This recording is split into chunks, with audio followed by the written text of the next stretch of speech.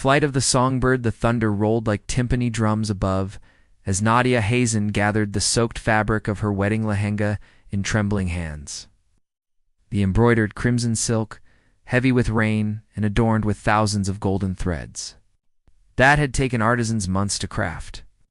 Dragged through muddy puddles as she stumbled down the rural highway 3 hours ago, where it had been standing in a luxurious hotel suite, staring at her reflection while her mother adjusted the final touches on her bridal jewelry. 2 hours ago, she had slipped away through the service entrance while guests assembled in the grand ballroom. 1 hour ago, she had convinced a sympathetic truck driver to take her as far from Lahore as possible before her absence was discovered. Now, abandoned at a crossroads, when the driver could take her no further, Nadia was alone with nothing but the clothes on her back and the small gold bangles on her wrists, the only inheritance from her grandmother, who had once whispered to her, "Your music is your freedom, little bird." Those words echoed in her mind as another car approached, slowing beside her. Nadia hesitated, rain plastering her carefully styled hair against her face. The passenger window lowered, revealing a man with tired eyes and a cautious expression. "You all right?" he asked, his voice barely audible above the storm. Nadia clutched her lehenga tighter. "I need to get away from here," she said, fighting to keep her voice steady. "Anywhere. Please." The man studied her for a moment, then nodded once and unlocked the door. "I'm Farid," he said simply as she slid into the passenger seat. "Nadia," she replied, offering nothing more. They drove in silence for 20 minutes, winding through narrow country roads, flanked by fields and occasional clusters of trees. The only sounds were the rhythmic sweep of windshield wipers and the soft, classical music playing from the car's speakers. Debussy's Clair de Lune, she recognized, feeling a sudden ache for her cello left behind. Farid cleared his throat. "My home is about 10 minutes ahead. You can stay until the storm passes, or longer if needed." He spoke without looking at her, as if offering shelter to drenched runaways in wedding attire was an everyday occurrence. The car turned onto a gravel path that led to a stone house partially obscured by towering cypress trees. Behind it loomed a large glass structure, its panels fogged with condensation. "Thank you," Nadia whispered as they pulled to a stop. "I can't. I have no way to repay you." "I'm not asking for payment," he replied, his voice softening slightly. "Sometimes people just need a door to open when every other one has closed." Inside, the house was warm but sparsely decorated, clean lines, minimal furniture, walls lined with botanical illustrations and shelves overflowing with books. Farid disappeared briefly, returning with a stack of clothing and towels. "The bathroom is upstairs, first door on the right. There's a spare bedroom across from it. These should fit well enough," he said, handing her the items. "I'll prepare some tea." Alone in the bathroom, Nadia finally let the tears come as she peeled off the sodden wedding finery. She had left behind everything: her family, her music conservatory scholarship, the life she'd known to escape becoming the property of Imran Malik, a man 30 years her senior, who had promised her father connections and contracts in exchange for his youngest daughter. As she dressed in the borrowed clothes, simple cotton pants, and an oversized sweater, Nadia caught her reflection in the mirror. With the heavy makeup washed away and the ceremonial jewelry removed, she looked younger, smaller, but somehow more herself than she had in months. Downstairs, Farid was waiting with steaming cups of chai. "You're a musician," he said, nodding toward her hands with their calloused fingertips, the mark of someone who had spent thousands of hours with stringed instruments. Nadia nodded, surprised by his observation. "Cello, primarily." "And are you a gardener?" he corrected, a ghost of a smile crossing his face. "I study plant adaptations to environmental stress." He gestured toward the glass structure visible through the kitchen window. "That's my greenhouse and laboratory." Ow. As night fell and the storm raged on, they spoke carefully around the obvious questions: why she was running in a wedding dress, why he lived alone in this isolated place. Instead, they talked of music and plants, of adaptation and survival, finding unexpected comfort in the presence of a stranger who asked for no explanations, That night, as Nadia lay in the unfamiliar bed listening to the rain, she felt something she hadn't experienced in months, the faint stirring of hope, like a seedling pushing through soil toward distant light. Gardens of silence, the morning light filtered through tall windows, casting geometric patterns across Nadia's borrowed room. For a disorienting moment, she forgot where she was expecting the familiar sounds of her family home or her dormitory. At the conservatory, instead, there was only quiet, punctuated by distant birdsong. She found a note in the kitchen. "Gone to town for supplies. Help yourself to anything. Greenhouse is unlocked if you're curious." Her stomach growled, reminding her she hadn't eaten since fleeing the wedding. Nadia found bread, cheese, and fruit in the refrigerator. Noticing how methodically everything was organized, each item in clear containers, neatly labeled, as she ate, her eyes kept drifting to the glass structure visible through the windows. After washing her dishes and placing them exactly where she'd found them, Nadia ventured outside. The air was fresh after the storm, carrying the scent of wet earth and greenery. She approached the greenhouse with growing curiosity, pushing open the heavy glass door. The interior was another world entirely, a cathedral of plants bathed in filtered sunlight. Tables lined with seedlings in carefully labeled trays stretched down one side. Mature specimens grew in pots of varying sizes throughout the central space. At the far end stood several large trees she didn't recognize, their branches reaching toward the peaked glass ceiling. Their Sequoiadendron giganteum, giant sequoias, came Frid's voice behind her, causing her to jump. "Sorry, I didn't mean to startle you."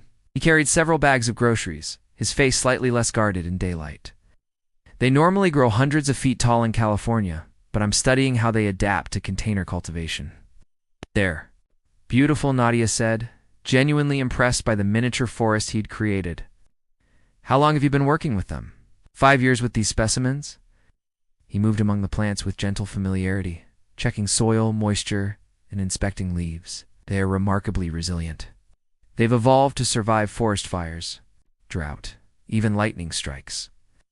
Their bark contains tannins that resist insects and fungi." Nadia noticed how his voice changed when he spoke about his plants, more animated, less measured.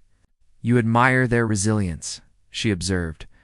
Farid paused, looking at her directly for perhaps the first time. "I do.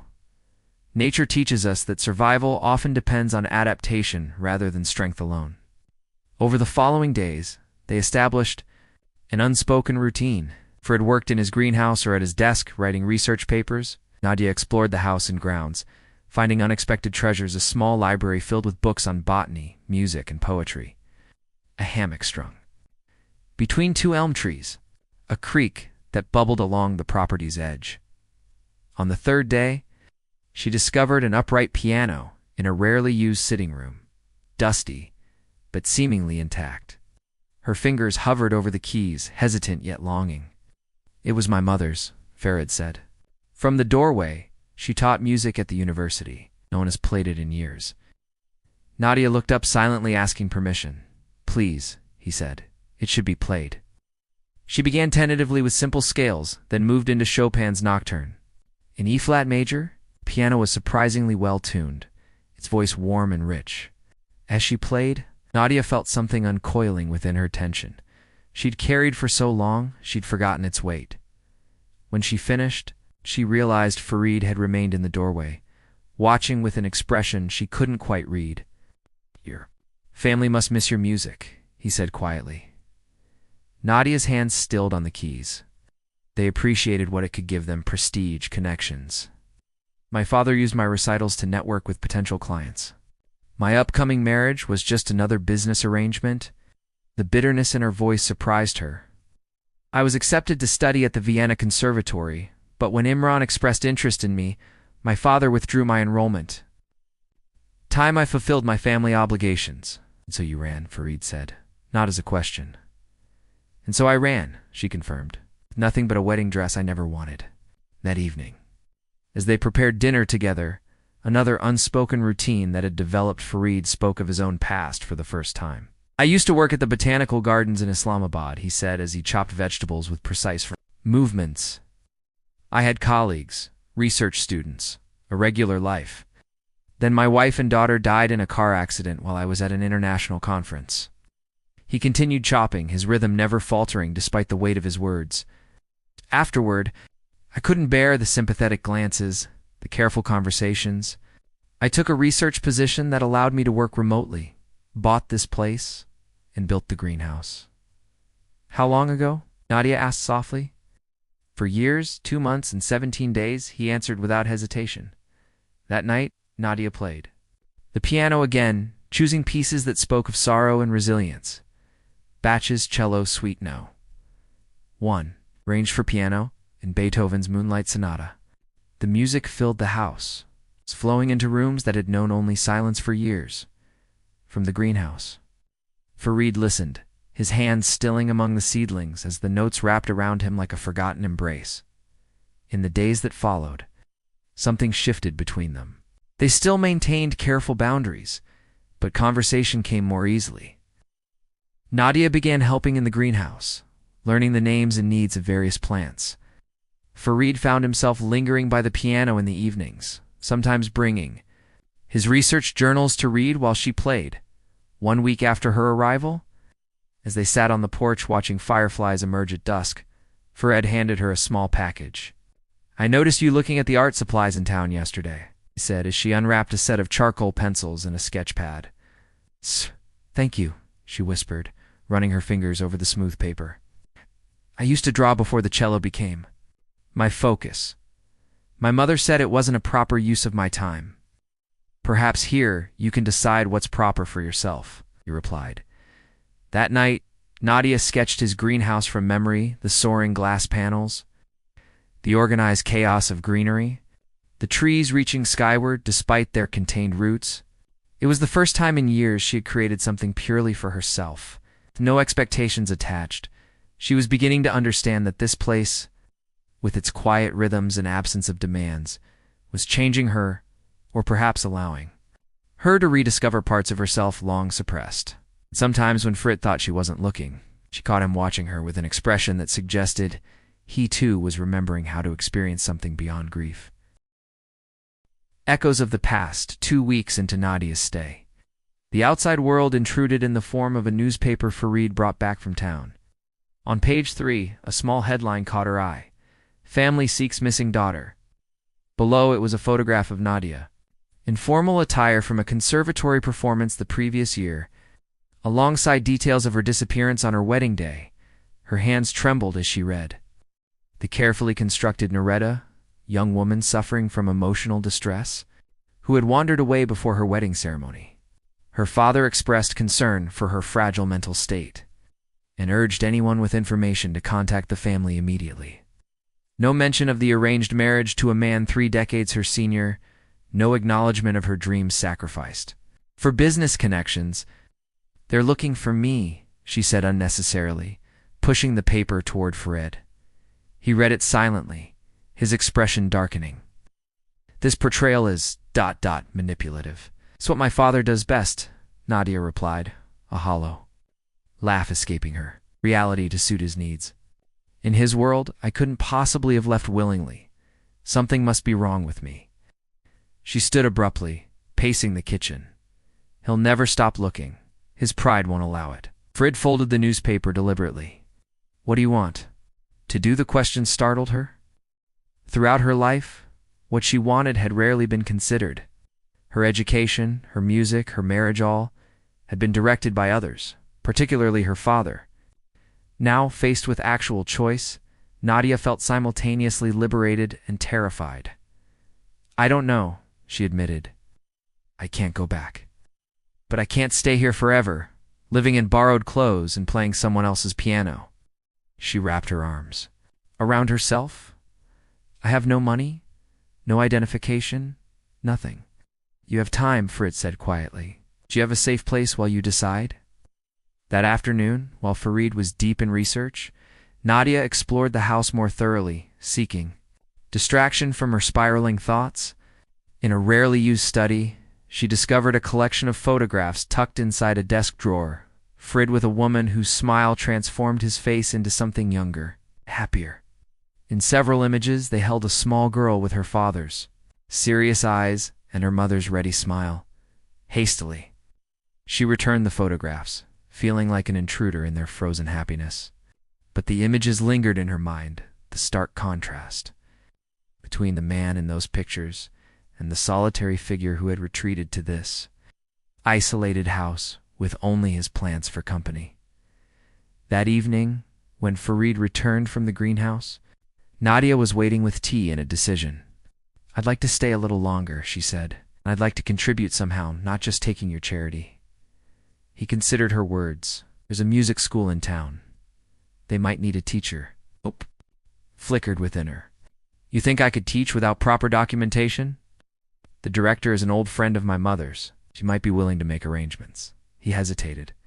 "If you're concerned about your family finding you, this area is quite removed from your circles, and you could use a different name professionally." The next day they drove to the small cultural center that housed the music school. The director, Mrs. Jahan, was a formidable woman in her 70s, with piercing eyes that assessed Nadia thoroughly. "Farid rarely brings visitors," she remarked, "never one asking for employment." When Nadia demonstrated her abilities on the school's battered cello, Mrs. Jahan's expression softened. "We have several students who cannot afford private lessons. Perhaps we could arrange something you teach them and receive a modest stipend in return." As they drove home, Nadia felt a curious mixture of excitement and trepidation. "Thank you," she said, "for helping me begin something new." Farid kept his eyes on the road. "My wife Samira was a pianist. She taught at the university, but she also volunteered at that same cultural center. Mrs. Jahan adored her. Is that why you helped me? Because I remind you of her?" The question had been building within Nadia for days. "No," he answered after a long pause. "You don't remind me of her at all. Perhaps that's why I could help you." He glanced at her briefly. "You remind me that life continues, differently but persistently, even after everything changes." That night, a storm reminiscent of the one that had brought Nadia to his door raged outside. They sat in the kitchen, drinking tea and sharing stories they had previously kept hidden. Adia speaking of her mother's slow surrender to her father's control, of the conservatory professor who had championed her talent, of the moment she decided she couldn't go through with the wedding.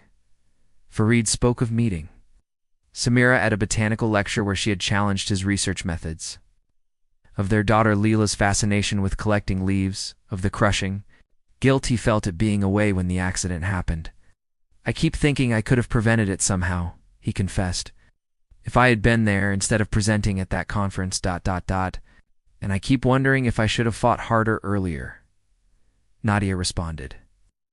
"If I had stood up to my father before the wedding day, perhaps the break wouldn't have needed to be so complete." The regrets hung in the air between them, neither offering false comfort or dismissing the other's pain. Instead, they simply acknowledged the echoes of choices made and unmade, finding unexpected solace in shared vulnerability. Later, as Nadia began her first tentative sketches of Farid's hands among the plants, his profile as he read by lamplight, she realized that something fundamental had shifted. They were no longer merely two damaged people coexisting in the same space. They had become witnesses to each other's pasts, and perhaps to whatever uncertain futures they might forge. Storm clouds returned. The music school became Nadia's sanctuary over the following weeks. Teaching brought unexpected joy, watching young faces light up with understanding, guiding hesitant hands through difficult passages, witnessing the unique way each student interpreted the same notes. Under the name Nadia Hassan, dropping her family's surname, she gradually built a small reputation in the community. Farid, too, was changing subtly. His greenhouse remained his primary domain, but he began accepting more visitors, fellow botanists, former students, even neighboring farmers seeking advice on plant diseases. Occasionally, he attended Nadia's student recitals, sitting quietly in the back row. Their evenings developed a comfortable rhythm, shared meals, music from the now regularly tuned piano, conversations that ranged from botanical research to musical theory, two books they had both loved. Sometimes they worked in companionable silence, Farid reviewing research papers while Nadia composed simple pieces for her students. "You should write more," Farid commented one evening as she experimented with a melody. You have a gift for composition. Nadia's fingers stilled on the keys. My father always said composition was a waste of time, that performers were valued more highly than creators. Your father was wrong about many things, Frid replied simply. The truth of that statement settled over her like a warm blanket. She had begun to see how many of her father's pronouncements about her capabilities, about a woman's proper role, about what constituted success were designed primarily to maintain his control rather than nurture her growth. Early autumn brought a spectacular display of color to the trees surrounding the property. On a golden Saturday afternoon, they decided to hike to a ridge overlooking the valley. Frid packed a simple lunch, and Nadia brought her sketchbook. I never imagined this kind of freedom, she admitted, as they sat on a flat rock, the panorama of forests and distant mountains spread before them. Even at the conservatory, every hour was scheduled, every performance evaluated, every relationship scrutinized for its potential value. Farid was quiet for a moment. After Samira and Leela died, I thought freedom was a burden to many choices with no one to consider but myself. I retreated here partly to limit those choices, to make my world smaller and more manageable. Now, Nadia asked, her pencil capturing the interplay of light and shadow across the valley. Now I'm reconsidering what freedom might mean, he said, watching her draw. Perhaps it's not the absence of connections, but the right kind of connections that expand rather than constrain.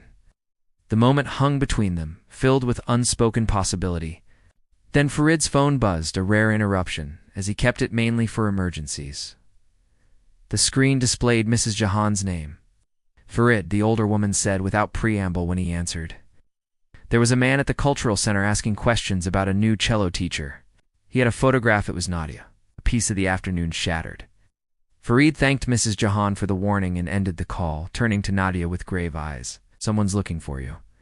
Mrs. Jahan said she told him she didn't recognize the photo, but it's only a matter of time, Nadia finished, her hand trembling as she closed her sketchbook. The beautiful vista before them suddenly seemed exposed. Dangerous.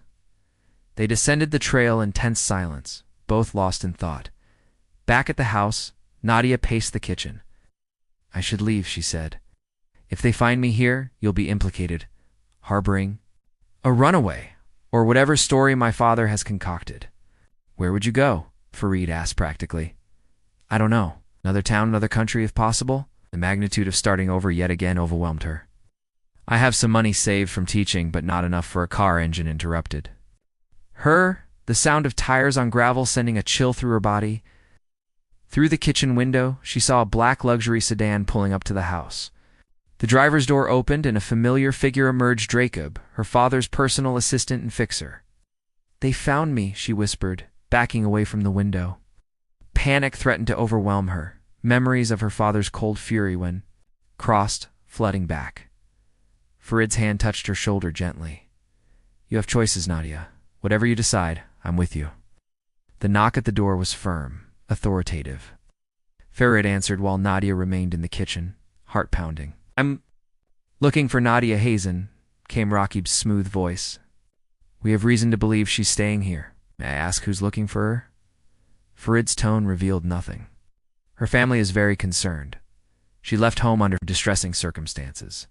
They only want to ensure her well-being. Something in Rakib's practiced sincerity hardened Nadia's resolve. Taking a deep breath, she stepped into the entryway. You can tell my father I'm perfectly well, Rakib. The assistant's face registered momentary surprise before settling into professional neutrality. Miss Hazen, your family has been extremely worried. Your father has been working with authorities to find you. I'm sure he has, she replied, amazed at how steady her voice sounded. And I'm equally sure he's painted me as unstable or confused. Rather than admit I left that wedding deliberately, Rakib's expression confirmed her suspicion. Your father simply wants you to come home where you belong.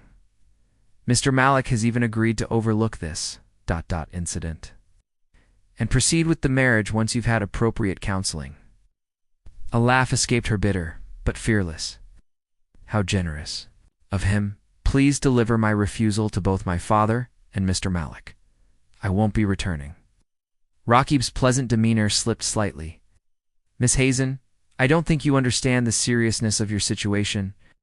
Your father is prepared to file charges against anyone who helped you disappear."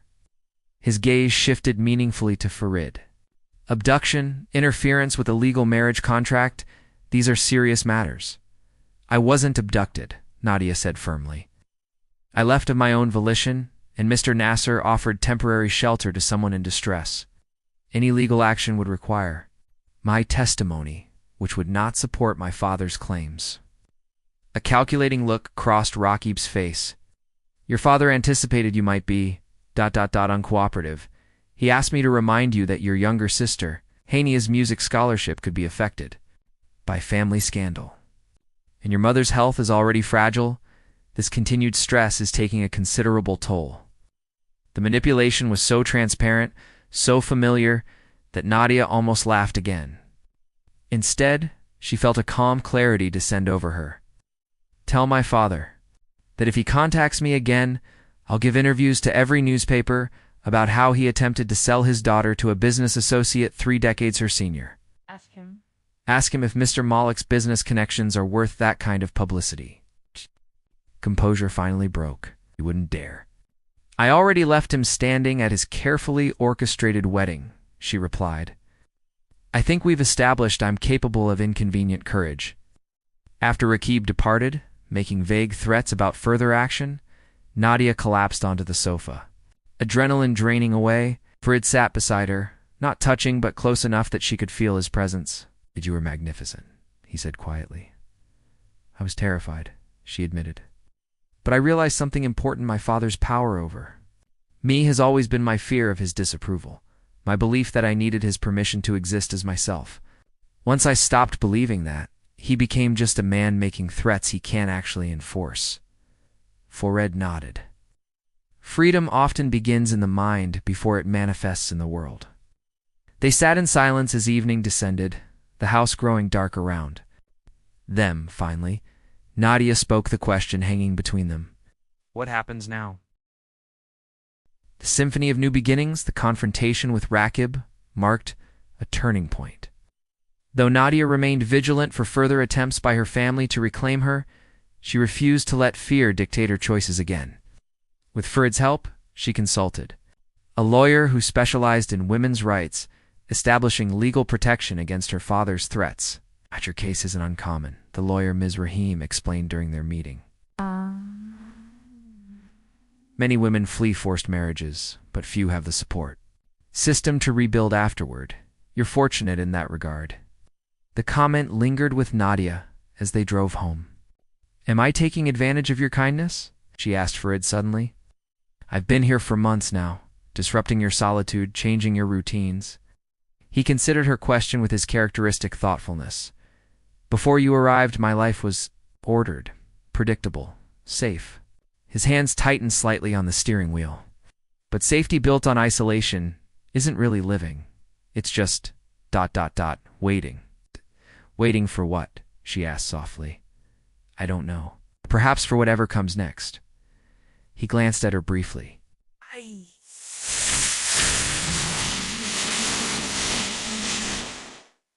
"Not offering charity, Nadia. Your presence has been valuable to me." The admission, understated but profound coming from Farid, settled something within her. They weren't savior and saved, but to people who had somehow helped each other remember how to live fully. Winter arrived with crystalline beauty, transforming the landscape into a wonderland of frost and silence.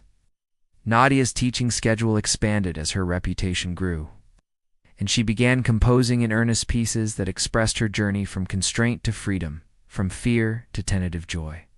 Farid received a grant to expand his research, requiring occasional travel to conferences he had previously avoided. Before his first trip, he hesitated in the doorway, suitcase in hand. "Will you be all right alone?" he asked, concern evident in his voice. "I lived here for 3 months while you were here," she reminded him with a gentle smile. "I think I can manage 3 days while you're gone." Yet the house felt strangely empty without him too quiet, despite her music filling the rooms. When he returned, bringing her exotic seeds from the botanical gardens he'd visited, Nadia realized with startling clarity that this place had become home not because of its walls or rooms, but because of his presence within them. As spring approached, bringing new growth to Farid's garden and greenhouse, Nadia received an unexpected email from her younger sister, Hania, who had apparently tracked her down through the Cultural Center's website. "Father still speaks of you." With anger, Hania wrote, "But Mother whispers your name like a prayer. I'm completing my final year at university now and have applied to music programs abroad. Your courage showed me it was possible to choose my own path." The message brought both tears and liberation. Her flight hadn't only changed her own life, it had created possibility for her sister as well. When she shared the email with Farid, he nodded in understanding. "Small acts of courage often ripple outward in ways we can't predict," he said. Samira used to say that. It was the first time he had mentioned his wife without pain shadowing his features, a memory offered as wisdom, rather than loss. In late April, Mrs. Jahan approached Nadia after a student recital. "The Cultural Center has received funding for a full-time music director," she said. "Someone to develop programs, teach advanced students, perhaps start a community orchestra. I'd like to recommend you for the position." The offer stunned Nadia. "But I don't have formal qualifications, no teaching certificate." "No, you have talent, dedication, and the ability to inspire," Mrs. Jahan interrupted. "The rest is paperwork, which can be managed." That night, as she and Farid walked along the creek behind his property, now swollen with spring runoff, Nadia shared the news. "It would mean staying here permanently," she said, watching his reaction carefully. "Establishing roots in this community. Is that what you want?" he asked. "A year ago, I couldn't imagine wanting anything beyond escape," she admitted. "I find myself dreaming of building something meaningful, a music program that welcomes everyone. Compositions that speak to the journey from confinement to possibility." She paused, gathering courage. "It's a life that includes you, in whatever way makes sense for us both." Farid stopped walking, turning to face her fully. "When you first arrived, I thought I was offering temporary shelter to someone in need. I never expected. Neither did I," she said softly. He reached for her hand hesitantly, his fingers warm against hers. "I've been thinking about expanding the greenhouse," he said, "adding a section specifically for native plants, that local schools could visit. Educational outreach was something Samira always encouraged me to pursue." "It sounds wonderful," Nadia replied, understanding the deeper meaning beneath his words, plans for a future. Openness to new possibilities, the integration of past loves with present hopes. They stood together as twilight descended, the first stars appearing above them. Neither rushed to define what was developing between them. They had both learned the value of allowing relationships to grow at their own pace, without external pressures or expectations. "I've been composing something new," Nadia said as they walked back toward the house, still hand in hand. "A piece for cello and piano. Would you consider playing the piano part? It's been so long since you've played." "But yes," he said simply. "I think it's time." In the weeks that followed, they practiced together in the evenings. Rid initially hesitant at the piano his mother and wife had played, Nadia patient as he rediscovered the musician within himself. The piece evolved as they worked, becoming a conversation between instruments, sometimes questioning, sometimes answering, ultimately harmonizing, without either voice being diminished. On the anniversary of Nadia's flight from her wedding, they performed the composition at the Cultural Center, titled simply Refuge. The audience included Mrs. Jahan, Farid's scientific colleagues, Nadia's students and their families, and to her astonishment, her sister Hania had traveled secretly to hear her play. The music told their story without words, the storm of escape, the silence of healing, the tentative growth of new possibilities. And finally, the strength found in choosing one's own path while allowing others to walk alongside. As the final notes faded, Nadia caught Farid's gaze across their instruments and saw in his eyes what she felt in her heart, not a fairy tale ending, but something far more valuable, the genuine beginning of two lives being lived authentically, neither complete without the other, yet each whole in themselves. Later that night, standing in the greenhouse among the plants that had witnessed their gradual transformation, Nadia rested her head against Farid's shoulder. "When I ran away that day, I was only thinking about what I was running from, she said quietly. I never imagined what I might be running toward. Sometimes the greatest journeys begin with a single act of courage, he replied, his arms steady around her waist. And continue with daily choices to remain brave. Outside, a gentle rain began to fall, not unlike the storm that had first brought them together. But this time, the sound brought no fear, only the promise of growth, renewal, and the quiet miracle of finding sanctuary in unexpected places.